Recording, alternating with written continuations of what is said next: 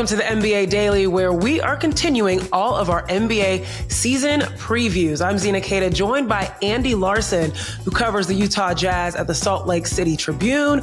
Andy, welcome to the NBA Daily. Hey, thanks for having me. Of course, we needed you. We need to figure out what's going on in Utah, because at the time that we're recording this, last night, Utah played the Houston Rockets. Now, they did end up losing, and we can't put too much credit into a preseason game. But there were some interesting things we saw out on the floor that gets you a little bit excited about, could the Utah Jazz do better than 17-65, which for the record was the worst franchise season, right? The worst season in franchise history? Yeah, in Utah Jazz history. The New Orleans Jazz also were a bad team. But yes, that's the worst in Utah Jazz history. Okay, at least we're being honest here about the state of affairs in Utah. And right now, it really seems like they're rebuilding. We know that. They're a development team. We know that. But there could be some bright spots. And there's been some changes that happened over the course of the summer. Changes in leadership, of course, drafting some new talent. So catch us up. What's been going on with the Utah Jazz up until this point? Yeah, like the last 3 years have been like this slow kind of tearing down rebuild process that hasn't really worked, So after trading Donovan Mitchell and Rudy Gobert in 2012, the team, got some pieces like Lauri Markkanen, like Collin Sexton. They traded for John Collins that next offseason. And so they were a bad team, but not bad enough to get one of the top picks, right? And so they drafted Taylor Hendricks one year. They drafted Cody Williams next year with the 9th and the 10th pick. Then last year, finally they decided kind of to bottom out and traded away John Collins, traded away Collin Sexton, and really went full youth with the exception of Lauri Markkanen. And now, so now you're actually and drafted Ace Bailey with the number 5 pick, drafted Walter Clayton later on in the draft. And so, you're really starting to see the team kind of being fully given over to the youth. And, I think we saw some really promising minutes from some of those young guys in that first game against Houston.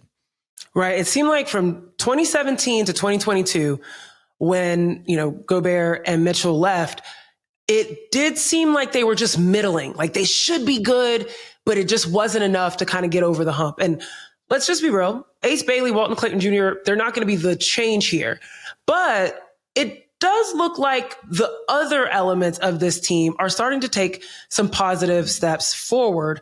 I'm looking at a Bryce Sensabaugh. I'm looking at an Isaiah Collier. Like, there's a lot of young players that are stepping up. We will see, because some players are out with injury. Lauri Markkanen, of course, Isaiah Collier, Kyle Filipowski. They just got George Niang, who's also sidelined right now. So we'll see when we get to see the whole team together. But of all the things that they did make changes around, Austin Ainge coming in as a VP of basketball operations, drafting the talent that they have, what would you say was the most impactful change for the Utah Jazz this summer? I mean, to me, it's Ace Bailey, right? To draft a legitimate kind of top 5 prospect. And I think with Ace, he has the potential to be the top 3, maybe top 2 prospect in last year's draft, just because of how athletic he is, how skilled he is shooting the ball. Like, the questions about him were, kind of the defensive side of the floor, the maturity, the vision, that kind of stuff. But he's so talented, and that's never really been in question. The Jazz haven't had a prospect like that since really Donovan Mitchell, right? Like, right. They have been kind of asking a lot of Taylor Hendricks and Cody Williams, who are not star level prospects. Keyonte George, nice scoring guard. Isaiah Collier, a playmaker. But none of these guys have the potential to be all stars in the way that Ace Bailey has the potential to be an all-star. And so that's very new and very different. And I think, again, we saw some of that last night, but that's the thing. That's the one move that could actually, if we're talking a few years down the road, the next good Jazz team, Ace Bailey is the one player who's, would be a part of making that happen in a big, big way. Now, Andy's talking about Ace Bailey's performance, particularly against the Houston Rockets. This was the premiere. This was the first time we're seeing Ace Bailey. He goes 11 of 16 from the floor, 68%, almost 69% from the floor for 25 points in 31 minutes. He looked comfortable.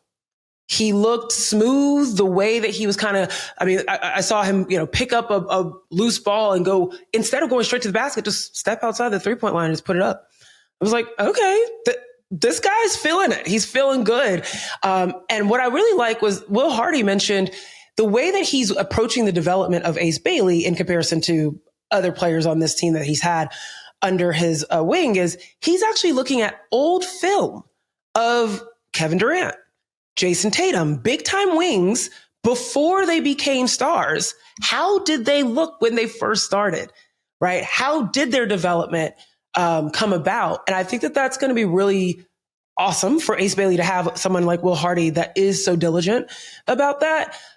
But also just because Ace Bailey, once again, as you mentioned, first cornerstone piece, I think that the Utah Jazz have had in a while. With that said, Andy, there is an opportunity for some folks to take a step forward with that. And maybe some folks are going to have to take a step to the side. Mm-hmm. Ace Bailey, he's a guard. He's a wing. They also have a really good all-star caliber wing in Lauri Markkanen, right? And we've seen Keyonte George be the player that he can be. I'm wondering, how does this backcourt fill out? What does this look like? Who is going to be the player that's going to take a big step forward this year? Let's put Ace Bailey to the side on this roster. Yeah, I think, there are so many guys that could be, and some of the fun is going to be learning who that is. But I mean, they have 8 players drafted in the top, 32 picks, we'll call it, of the last 3 drafts. And they're kind of doing a prospect by volume approach, if you will, where if you just get enough guys together, like some of them are going to pop. And I think we've seen that. So, while Taylor Hendricks was injured all of last season, broke his leg in the 3rd game of the year against Dallas, came back, looked really good against Houston, scored 15 points, is a completely different body from his rookie year, just much stronger. He told us at Media Day, he wants to become one of the best defensive players in the NBA. You love to hear that from a young player, and the way he's changed his body and with his athleticism, I think he can do some of that. Bryce Sensabaugh is another guy who clearly can shoot the ball, right? And is a terrific shooter, a scorer as well, can kind of score from all 3 levels. The question's always been the defensive end, but he's also changed his body to frankly lose some weight and be able to keep up on that end. I'm excited to see Kyle Filipowski, who was the Summer League MVP. He hasn't played in preseason. He's been out with a back injury during training camp, but that Summer League performance showed that he also is a tremendous scorer who could do it against that level of competition at a high level. Can he bring it to the Jazz? So I think there are some pieces here that could really work out. Again, be part of that next good Jazz team in a couple of years that's rising up. It's not necessarily going to be this season, I don't think, but there is some potential here that it'll be, again, interesting to see which of these pieces work and which don't. Prospect by volume. I love that. And I think what works with prospect by volume is when you have veterans on the team that don't need the spotlight, right? Like all of these prospects are going to be able to learn from the likes of Kevin Love and Kyle Anderson and Yusuf Nurkic of how do I take care of my body? How do I ensure? And I'll throw in Lauri Markkanen in too. I mean, this is year 9 for him. He's not a young buck either. So they're going to be able to learn from these vets of how do you make an impact? How do you contribute to winning? But also how do you make sure that you are having, longevity to your career as well. So and I would also say Lauri is the kind of veteran where because he, is kind of an off ball shooter. Yeah. These guys, the young players, can have the ball in their hands and be the ones actually creating. And there are some significant growing pains with that, right? Like last year, the Jazz were first in the league in turnovers by a huge margin. That will probably happen again this year, but they have the opportunity to learn. Ace Bailey may be the first option for the Jazz on a lot of nights, even as a 19-year-old rookie. And yet, I think it does make sense. The developmental piece finally makes sense for the Jazz. It's been a while since the Donovan and Rudy trades, but you can see the direction. Right. And Ace Bailey, to that point, had the most attempts the other night, 16, and also played the most amount of minutes. So you could just see, I'm sure he was probably, Will Hardy was like, okay, you could sit down. He's like, I want more reps. I want more opportunities. Just really excited and chomping at the bit to get going. Now, thinking about Lauri, this is their all-star. This has been their all-star. We also think about Walker Kessler, who's also sidelined right now. He became a great defensive anchor for them, a sizable, big for them that made an impact for their team, not necessarily in the entire league, but for their team. You can see that he's taking steps forward as well. I would call out those two specifically. I'll add Bryce Sensabaugh in there. We saw him shooting outside, but we saw him also going into the paint and taking defenders. He can absolutely score and be a playmaker. Thinking about those three, and maybe feel free to add some names. Like, what are the expectations for the big stars on this team to ensure that they don't end up with 17 wins again this season? Yeah, look, I think I'll start from the top. And Lauri Markkanen used the last year as an experimental season to try to take tougher shots, to try to take different shots, to try to get the ball in his hands a little bit more, to become more of a playmaker. And then, to be frank, it didn't work that well. I think he's better as an off-ball option to be a play finisher. It's actually his nickname, the finisher, the finish player, because he is, he's the only NBA player to ever have 200 threes and 100 dunks in the same season, which he did in his All-Star campaign in 2022-23. If he can get back to that level, I think that's kind of the expectation for him, is like, hey, just get back to what you do best, right? And we'll see if he's able to do that.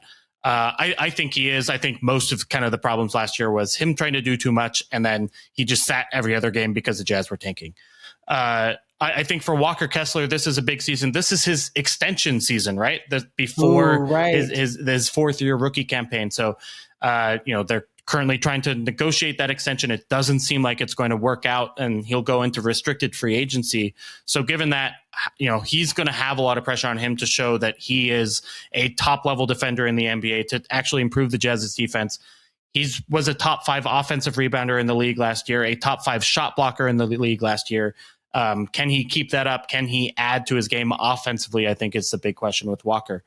And then, I think Bryce Sensabaugh, I think, it may be a hot take, but there is a question. He could be the third best player on this team. I don't think there's really, I think there's a real possibility of that. I think you could throw Taylor Hendricks in there, Keyonte George. You can go down the list, but Bryce, has to show that he can stay on the floor defensively, can make an impact defensively. And that has been the big question. He has been one of the contributors to what has been the worst defense in the league the last couple of years. If he can stay on the floor defensively, stay in front, he has the offensive gifts to play in the NBA and play significant minutes. So, I think for those three guys, if they all play well, I'm taking the Jazz over on the Vegas over under, is like 18 wins this season. I'm taking the over. Okay. And I agree. I mean, Bryce Sensabaugh, just looked it up, only 21 years old. There's so much growth to still be had, as he enters his third season. And I was debating. I didn't know if you were going to go with Keyonte George or not, because I think he was a very big focal point of their offense last year because he is such a playmaker, and so explosive, with quick first step, all the above. But I like Sensabaugh's size. He's going to be a matchup problem if he continues to showcase his ability to score on all levels. But okay, top 3. Andy's saying it, y'all. And he covers this team. Okay, we're going to take a pause really quickly. And when we come back, we're going to talk a little bit about what could happen with this roster during the season, as well as some swing factors for the Jazz.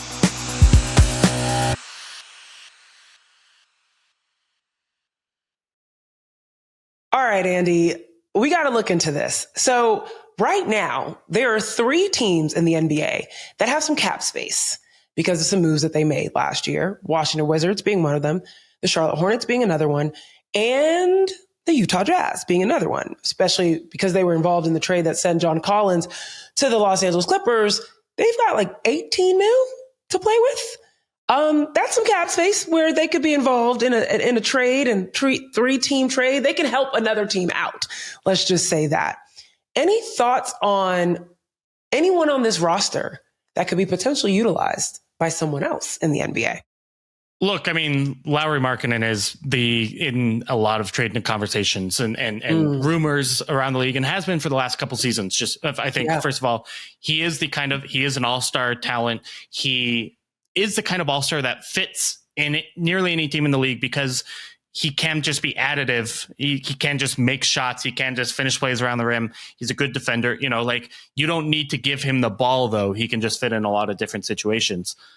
That contract is going to be tricky because he does now make $50 million a year nearly. And so finding the right fit from that point of view is tricky. So, for example, where San Antonio may have been interested before he signed that extension, now they have De'Aaron Fox. They're about to pay Victor Wembanyama, Devin Vassell. Like, they just have these contracts that they have to pay, and it's harder to find that right fit. Maybe Sacramento could be interested. Miami. I mean, some of these teams, Detroit has been another named option. Yeah, that's the one I just saw. Yeah. And maybe that makes a lot of sense. Hey, if you package Tobias Harris and either Jaden Ivey or the Asar Thompson and a pick or two for Lauri, maybe that makes some sense. Helps Detroit, be a real contender in the Eastern Conference rather than an also-ran, and then also allows the Jazz to kind of continue their youth movement. That could make some sense. So we'll see. I think you asked about the cap space in particular. Totally the opportunity for the Jazz to take on someone's bad salary and get a couple of, a second round pick, a first round pick, whatever, because they are so focused on the future more than most teams in the NBA right now. Now, I'm not going to lie, Andy, for the balance of the universe, I want to keep one Thompson twin in the West, another Thompson twin in the East. So I'm looking at the Detroit trade. I'm like, just keep Asar in the East. We want him on both sides here. But yeah, I mean, we'll see what happens. I think anytime you think about these teams that have just a treasure trove of young talent, obviously they're going to be in the mix. And then, of course, Utah has the cap space there as well. But no one is necessarily looking at Utah, maybe except Utah, but no one's looking at Utah to be like a top contender in the West. They know it's going to take some time. And so when we think about this concept of like, what's the swing factor? Usually we think about swing factor as like, what's the thing that's going to take this team over the edge, get them to a playoff position, et cetera. Like, I think for the Utah Jazz, it's really about to not be in the conversation of being the worst teams in the NBA.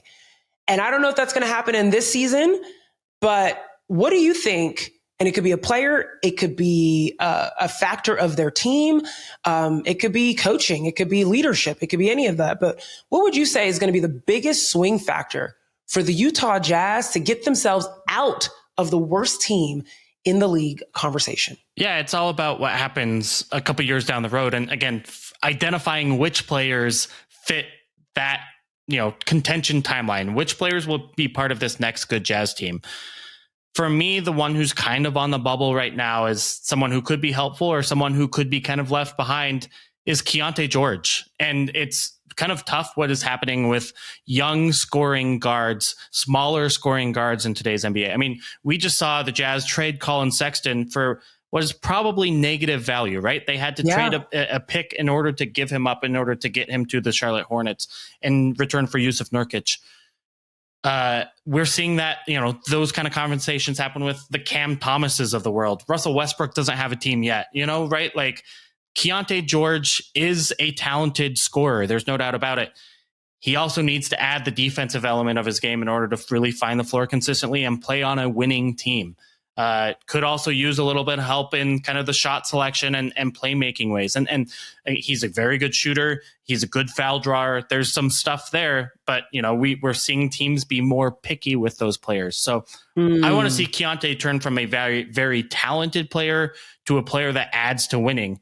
There's been some good talk in training camp and summer league about kind of his workouts this year. And so we'll see, maybe he can make that jump. We'll see. But to me, like, he's the one that's kind of on the bubble of, you have the talent to play in the NBA, but you have to put it all together. And if you're going to be, again, part of that next good Jazz team that rises up the Jazz out of the bottom, he's a player that could do it, has the talent to do it, but may or may not get there. And so that's a real swing factor to me, that could make a difference. No, it's a real point, because Keyonte George is kind of undersized. Like he was such a focal point, averaging almost 17 points last season. Great. But is that going to be enough? Is that going to be the thing you need when everyone is just focused on you as the main scorer for this team and you're only 6'4"-ish? You know, can you put on some muscle? I don't know if he needs to do that. He needs to be light on his feet if he wants to have that defensive element that you're talking about as well. So yeah, it does feel like he's in that in-between space. So if I can put up numbers, but is 17 a game enough to really make a difference and be, you know, in that conversation of a game-changing or team-changing type of guard? Yeah, it's efficiency, you know, and that's why the Jazz moved him to the bench last year in favor of Isaiah Collier to start at the point guard position, because they saw him having the efficiency more of a six-man scorer type than as a starting guard. If he can get that efficiency and defense at a higher level, then yeah, all of a sudden there's a lot there, and you're really excited to have him part of the group. So we'll see. He scores in spurts. He comes off the bench and offers you that spark, right? Second units are not ready for his first step a lot of the time. So makes sense. But I'm very curious if he takes that as an opportunity to be like, this summer, I'm not sure what his workouts were, but it'll be very interesting to see what he does with his time this season. Okay. This is the big question, Andy. This is the pressure one right here, because with teams like the Utah Jazz, saying anything like more than 20 wins isn't crazy, but it's like, okay, that could be the end game for this team. So I'm just going ahead and ask you, what is the most realistic outcome for the Utah Jazz this season? And what makes you make that decision? I think it's like a 20-62 kind of season. And maybe it could be worse. It could be an 18-64, and that's not super pessimism. You know, again, you're looking so long-term with this team. You just look at the rest of the Western Conference and how competitive and how playoff, all of them are going to be seeking the playoffs to some degree. You know, Sacramento even, Portland even, like New Orleans. These teams are going to be gunning for a playoff spot in a way that the Jazz simply aren't going to be. And so, you know, maybe in the Eastern Conference, it's a different situation, but in the West, it's as competitive as it's ever been. And I just think that it's going to be hard for them to win games consistently without a top ball handler that they can really count on and rely on to create quality offense. You know, that just leads to too many turnovers the other way. The defensive problems result. Like, there's just real question marks. I don't think they will tank quite as hard as they did last year, right? Like last year, they got fined by the NBA for tanking $100,000. Austin Ainge has said they won't do that this year. And so maybe he did come out and say that directly. So this is not a tanking season. Right. So this is a developmental season and not a tanking season, which there is a difference. They're not going to lose games quite as much on purpose, hopefully, as they did last year. Right. That gives me a little bit of optimism, but you know, we have to be honest about what this roster is, and it's very young. It lost a lot of veteran talent by trading away John Collins, Collin Sexton. I haven't mentioned Jordan Clarkson. He was waived as well.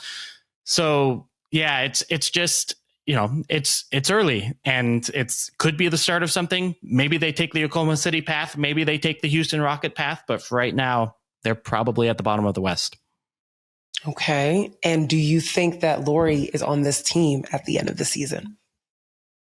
I think he's traded in the next two windows. I'll put it that way. So either at the trade deadline or next offseason. I just think that ultimately you look at the timeline for the rest of the roster, and I maybe hope for Lauri's sake, he's the longest tenured NBA player who hasn't made the playoffs. And it's just not his fault. He's really good. He's such a good player. Yeah. He's a great locker room influence. Like he's terrific. One of my most enjoyable players I've ever covered. And I do hope he gets that playoff circumstance. It's hard to see the Jazz make the playoffs this year or next. And may just make sense for some team to kind of pay that up and give him the chance to play in a better situation than Utah is right now. And maybe he asks for it. I mean, between Chicago and now Utah, he's just been in circumstances where he's just like, I'm not winning. And now year 9, he might just be like, I think it's time that I act like my other compadres in the league and start asking for some things. And that's not even just because we know he can be like willing to be very generous on the court, giving other shots up and things of that sort. But now it's like about his own career. Yes and no, because I do think he really likes living in Utah in a way that like 98% of other superstars don't, right? Like because Finland is Utah, right? Like, hey, you like winter? Point. We can do winter here. He loves playing disc golf at Utah's disc golf courses. I don't know that you can get that in New York, for example. So LA ain't giving it to the same level. That's true. So he does like living in Utah, and that's why he signed the long extension here, is because he likes the quality of life and the situation. It's just, it's not going to be him, I don't think, demanding a trade or anything. I think it's going to be some team giving up enough for the Jazz to say, hey, yes, that makes more sense. That's more likely to help us win in 3 years than, the 32-year-old Lauri Markkanen and works, kind of in that direction. I don't think they have to trade him, sure, but I do think probably the pieces come together at some point. Okay, well, we'll see what happens. Andy Larsen, thank you for breaking the Utah Jazz down for us. Guys, go read him over at the Salt Lake City Tribune. We'll probably have you back. I can't wait to see how Ace Bailey's career pans out in this first year. I think there's a lot of opportunity there for him. Certainly will be. Thank you for joining us. Thank everyone else that's listening. If you're watching on YouTube, you may have noticed my light just went out. So I think that means we got to wrap this up. Thanks for listening to NBA Daily. We'll see you next time.